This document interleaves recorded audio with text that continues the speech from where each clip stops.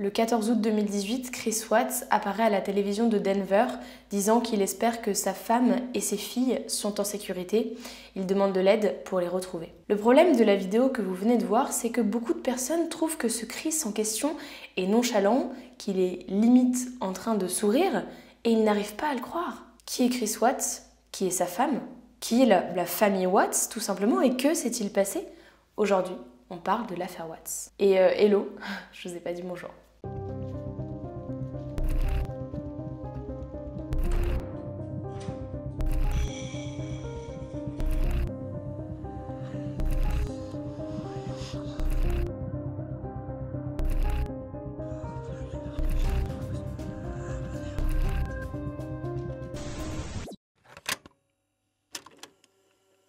Shannan et Christopher Lee Watts sont tous les deux originaires de Caroline du Nord.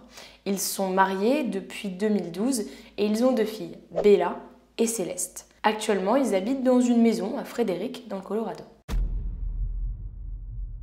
Shannan et Chris se sont rencontrés grâce à une amie de Shannan. On est à peu près en 2009 lorsque cette amie dit à Shannan « Voilà, j'ai quelqu'un à te présenter. C'est un homme bien, si tu veux, je peux te le présenter. » Shannan, elle, au début, elle dit « Non, moi j'aime pas trop ce genre de rencontres arrangées. » Et un jour, Chris l'ajoute sur Facebook. Elle accepte en se disant « Bon, j'accepte, mais de toute façon, je vais jamais le rencontrer. » Que nenni, ils se rencontrent et ils ont un coup de foudre l'un pour l'autre. Par contre, dès le début, elle met les choses au clair avec lui. Elle n'est pas prête à 100% à s'engager dans une relation pour 2 raisons.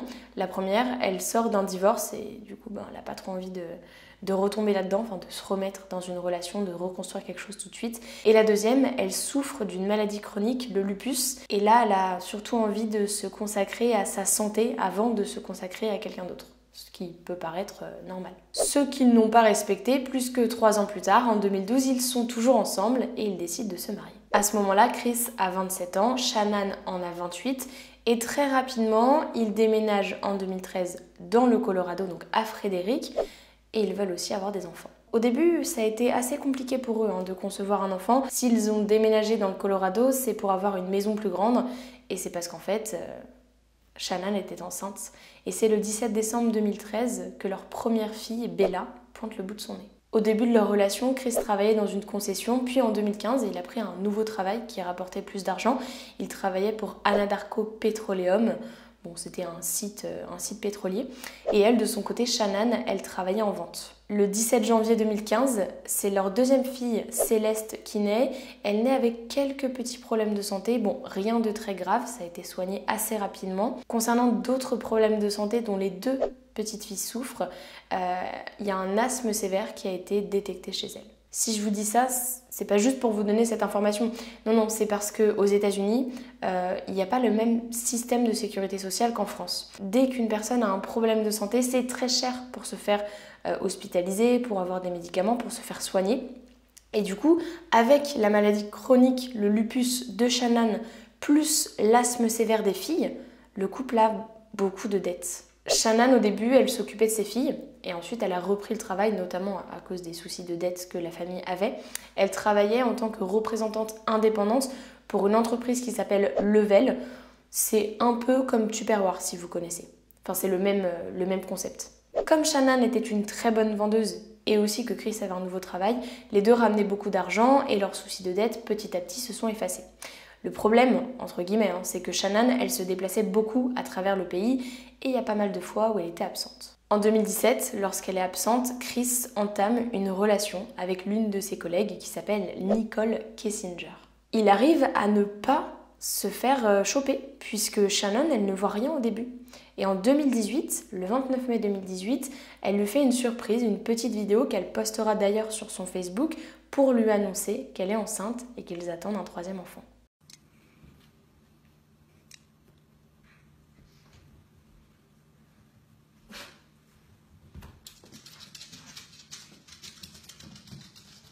We did it again. I like that shirt. Really? Really? That's awesome.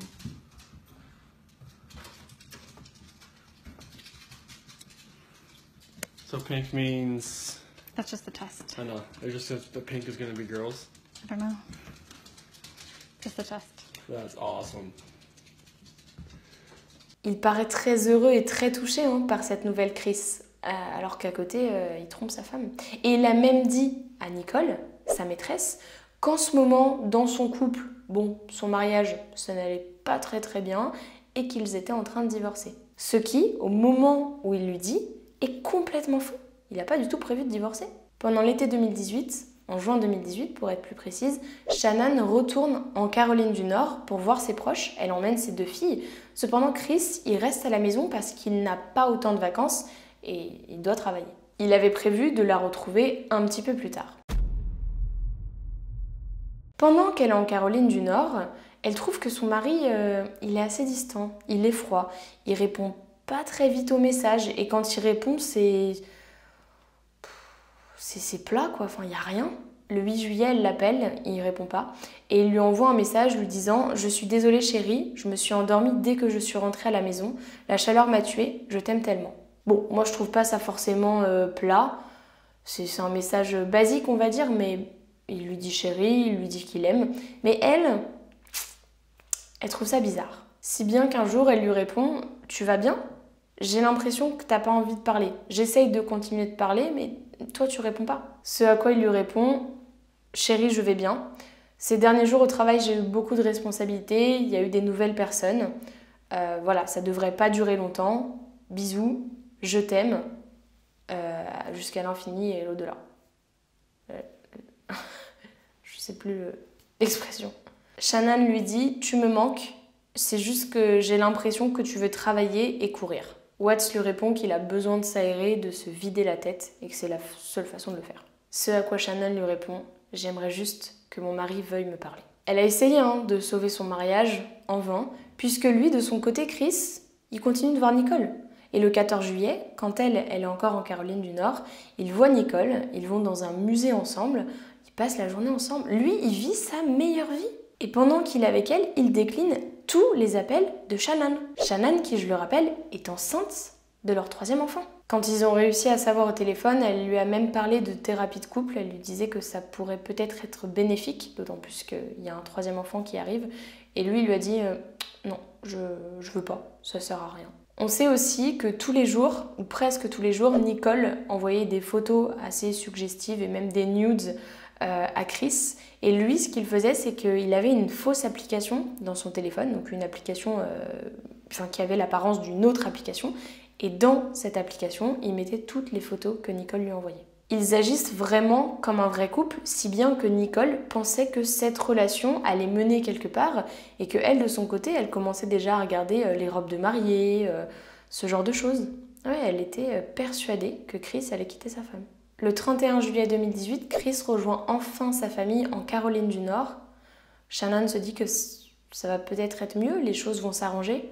Pas du tout. Il continue à être froid, distant, et pendant qu'il est là-bas, il continue même d'envoyer des messages à Nicole.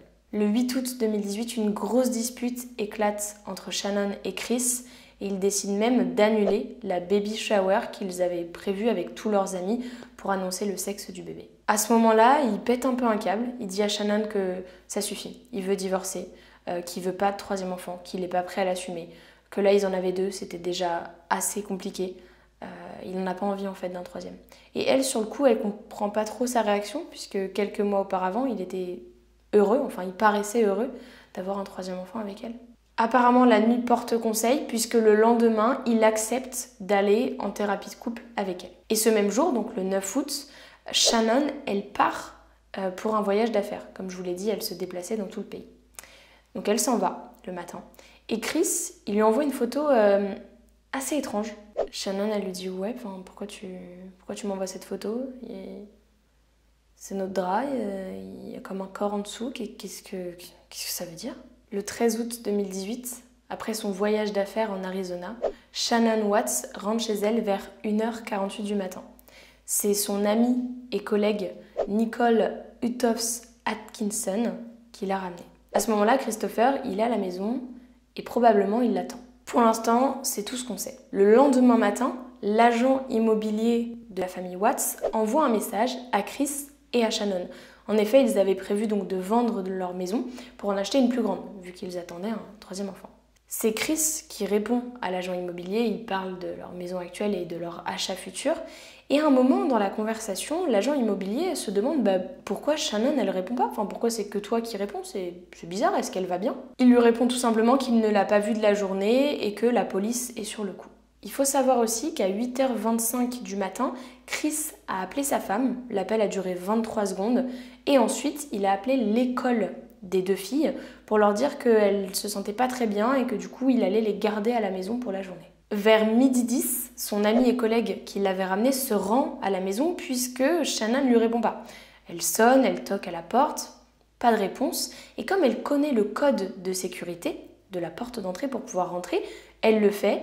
Elle essaye de rentrer, mais à ce moment-là, il y a une sorte de chaîne qui retient la porte, donc elle arrive seulement à entrouvrir la porte. Très rapidement, elle se rend compte qu'à l'intérieur de la maison, il y a les chaussures que Shannon met pratiquement tous les jours pour aller au travail. Et en plus de ça, elle remarque aussi que la voiture de Shannon n'a pas bougé. Immédiatement, elle appelle Chris pour lui dire là, il y a un problème. Il y a un problème avec ta femme. Je sais pas si tu es au courant, je sais pas si tu sais où elle est, mais il y a quelque chose qui va pas. Il faut que tu viennes. Lui, il lui dit non, mais moi, je suis partie au boulot. Elle a emmené les filles chez une amie. T'inquiète pas, ça devrait aller. Je la retrouve ce soir, pas de souci. Mais Atkinson, elle se dit, il y a un truc qui va pas. Elle décide de se rendre à la clinique médicale.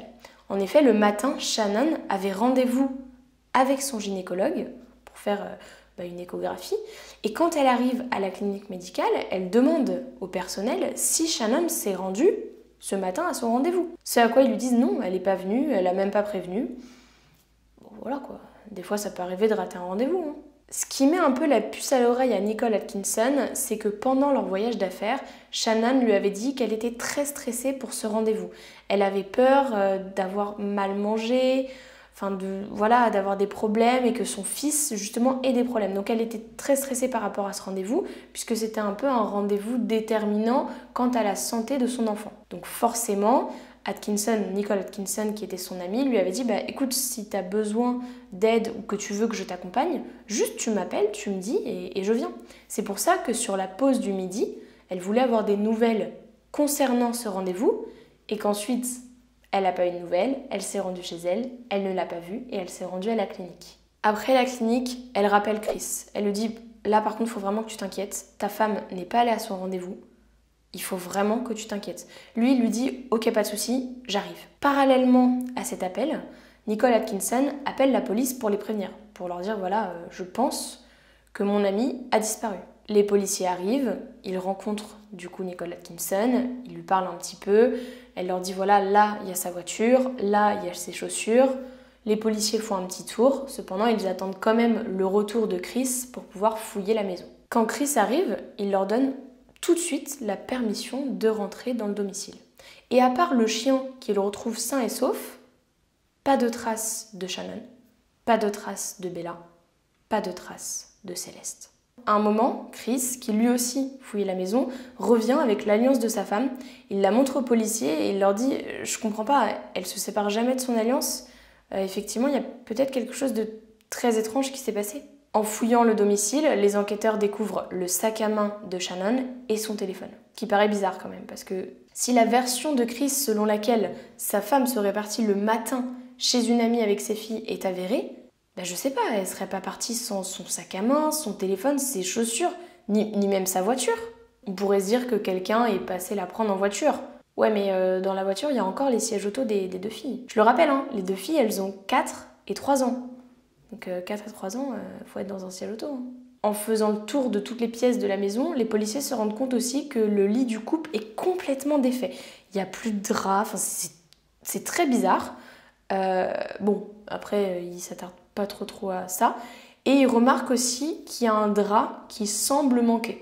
Je dis bien semble parce qu'ils n'en sont pas sûrs à 100%. Chris avoue aux policiers qu'effectivement, quand elle est rentrée dans la nuit, ils se sont disputés. C'est peut-être la raison pour laquelle le lit est un peu sans dessus-dessous. Ensuite, ils sont allés se coucher. Lui, il est parti au travail comme tous les jours.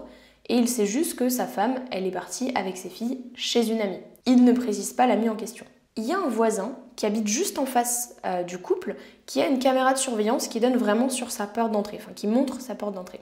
Il dit au policier et à Chris « Venez chez moi, on peut visionner les caméras, on ne sait jamais, de mon angle, je vois votre maison, donc peut-être qu'on va voir quelque chose. » Effectivement, sur la caméra, vers 1h48, on voit Shannon Watts rentrer. Puis, à 5h27, on voit Chris Watts qui sort de la maison, qui recule son pick-up dans le garage, et puis ensuite il s'en va, probablement au travail. Voilà, c'est tout ce qu'on a. Sur la caméra, on n'a rien d'autre. Le lendemain, donc le 14 août 2018, le FBI et le CBI se joignent à l'enquête. Chris Watts continue de dire à la police qu'il n'a aucune idée de l'endroit où sa femme et ses filles sont allées. Et ensuite, il donne une interview à la télévision de Denver, interview que je vous ai déjà mis tout à l'heure, où il demande de l'aide, où il dit « Si quelqu'un les retient, qu'il me les ramène. Je veux les revoir, rien n'est pareil sans elles. » Comme je vous l'ai dit au début, le problème de cette interview, c'est que les gens le trouvent nonchalant et ils ont du mal à le croire. 2 jours après le meurtre de Shannon, Bella et Céleste, donc on est le 15 août 2018, la police découvre 2 choses. La première, Chris Watts entretenait une liaison avec une collègue de boulot qui s'appelle Nicole Kessinger. Ils l'ont découvert en fouillant dans son ordinateur de bureau. Et en plus de ça, la deuxième chose qu'ils découvrent, c'est que le couple, Chris et Shannon, n'allait pas bien du tout. Ils se disputaient très souvent, ils étaient distants, ils étaient froids. Et pour les policiers, c'est 2 raisons qui font que Chris peut potentiellement être un suspect. Pour ôter tout doute, Chris, il accepte de passer au détecteur de mensonges. Bon, il aurait pas dû, parce qu'à cause de ça, il est arrêté, et par la suite, il avoue le meurtre de sa femme Shannon, mais seulement de sa femme Shannon. Il leur dit même qu'il a enterré sa femme sur le site pétrolier sur lequel il travaille dans une tombe peu profonde. Et pendant qu'il est interrogé, les policiers, ils fouillent sa petite camionnette de travail. Dans sa petite camionnette de travail, il y a un GPS. Ils décident de suivre les coordonnées du GPS, notamment vers 5h27, quand il est parti de chez lui. Ils arrivent au niveau du site pétrolier. Ils envoient un drone pour faire une reconnaissance de ce site, parce qu'on ne peut pas rentrer comme ça. Et avec la reconnaissance du drone, ils trouvent un drap blanc par terre, en plein milieu, avec de la terre fraîchement retrouvée. Probablement le drap qui semblait manquer dans la maison. Chris accepte de se confesser, par contre il a une condition. Avant de le faire, il veut parler à son père Ronnie. Il dit à son père que c'est Shannon qui a étranglé ses 2 filles après qu'il lui ait demandé le divorce. En fait, lorsqu'il est arrivé à l'étage, il s'est rendu compte que Bella était toute bleue, elle était inconsciente, et que sa femme Shannon était en train d'étouffer la petite Céleste. Il a réalisé que ses 2 filles étaient mortes, et dans un accès de rage, il a étouffé Shannon. Puis, il les a transportées sur le site pétrolier sur lequel il travaillait. Il a creusé une tombe peu profonde pour enterrer le corps de Shannon, et le corps de ses 2 filles ont été mis dans un baril de pétrole. Chris Watts est arrêté. Il est soupçonné de 3 accusations de meurtre au 1er degré et de 3 accusations de falsification de corps humain décédé. Ce n'est qu'un peu plus tard après sa condamnation qu'il révélera les détails sordides de cette nuit lors d'un interrogatoire complémentaire qui a eu lieu à l'institution correctionnelle de Dodge, dans le Wisconsin, et c'était en février 2019. Il a changé sa version des faits. Sa femme est rentrée à 1h48. Lui, il est reparti à 5h27. Donc il a tué sa femme et ses filles dans ce laps de temps. Dans un premier temps, il a avoué à sa femme qu'il la trompait, puis il l'a étranglée. Il dit qu'il n'arrivait pas à s'arrêter. Sa femme lui a même demandé s'il pouvait un peu la lâcher parce qu'elle allait mourir et que s'il continuait comme ça et qu'elle était encore en vie, il ne reverrait plus jamais ses enfants. C'est peut-être cette phrase qui a fait qu'il l'a tuée. Ensuite, après avoir tué Shannon, il s'est rendu dans sa voiture à 5h27. Il a demandé aux filles de monter sur la banquette arrière à côté de leur mère qui était décédée. Les 2 filles étaient terrorisées. Ce n'est qu'une fois sur place qu'il a commencé à étouffer l'une des 2 fillettes pendant que la deuxième le regardait faire. Puis il s'est occupé de la deuxième. Il a placé les corps de ces 2 filles dans 2 réservoirs de pétrole qui étaient situés côte à côte. Il a fait ça car selon lui, l'odeur du pétrole masquerait celle de putréfaction. Puis il a enterré le corps de sa femme enceinte, je le rappelle, de son fils, non loin dans une tombe peu profonde. C'est ainsi que le 16 août 2018, les autorités retrouvent le corps sans vie de Shannon Watts, âgée de 34 ans et enceinte de leur 3e fils, dans une tombe peu profonde, mais aussi le corps des 2 fillettes dans les barils de pétrole. Il faut savoir aussi que la veille, le 15 août 2018, Chris Watts avait été licencié par la compagnie Anadarko Petroleum. Le 15 août, c'était le jour de son arrestation.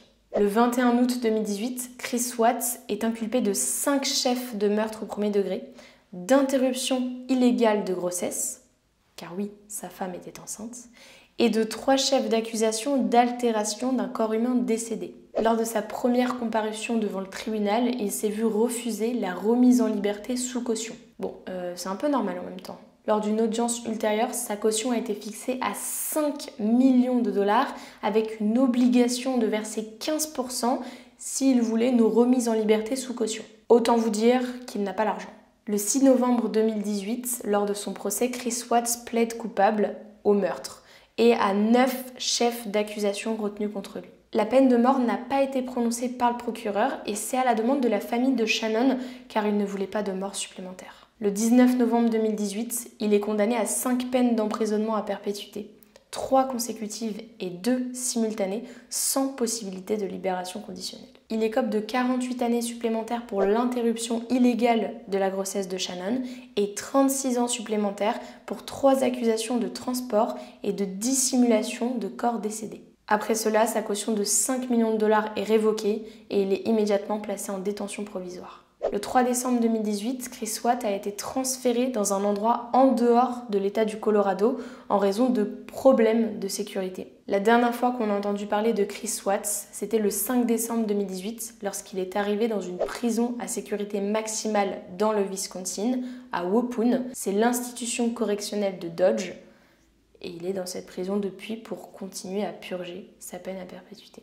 Voilà, c'est la fin de l'affaire de la famille Watts, ou comment Chris Watts, qu'on pensait tout simplement innocent au début, est devenu le suspect principal et le meurtrier de sa femme, de ses 2 filles et de son fils. Dites-moi dans les commentaires si vous connaissiez cette affaire et je vous dis à très vite pour une nouvelle vidéo.